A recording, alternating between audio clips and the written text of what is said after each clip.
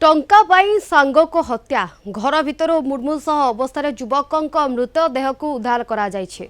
ब्रह्मपुर बड़ बजार हरिडा खंडरे भड़ा घर उद्धार पर एमकेसीजी मृत्यु होइछे। तेबे मृतक श्रीरामनगर अंचलर शंकर माझी बोली जଣାपड़ी।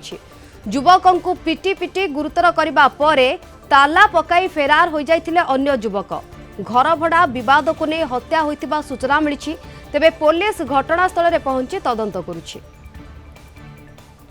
अधिक सूचना पे आम सहित फोन लाइन रे जोड़ी होती आम ब्रह्मपुर रिपोर्टर मानस विषय। मानस, ये अभावन घटना सामना को आसुची, सांग घर भड़ा आउ जड़े सांग को पिटी पिटी हत्या करुची, सूचना कौन ए बाबद?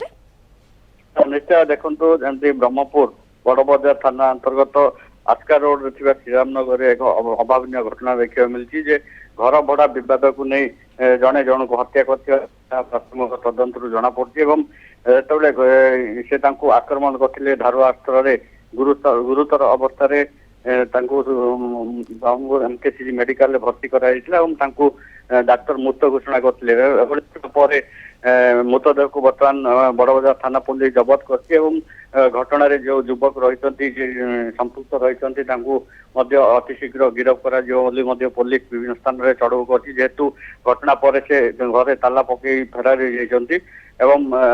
शव व्यवच्छेद कलापर एवं पुलिस तदंत पर स्पष्ट जना पड़ो जे घर बड़ विवाद को नहीं हत्याकांड हो कौन रही से नहीं स्पष्ट जना पड़ो। ओके मानस, जमी आप कहते पुलिस तो ये घटना तदंत करुच्ची, मात्र जितेबाला घर भड़ा विवाद को नहीं हत्या परिस्थिति उपजी घर मालिकों को बाबद पचरा उचरा करा कि एवं जे मृत व्यक्ति रही घर लोकों के बाबद जना गला कि ये बाबद तथ्य कौन?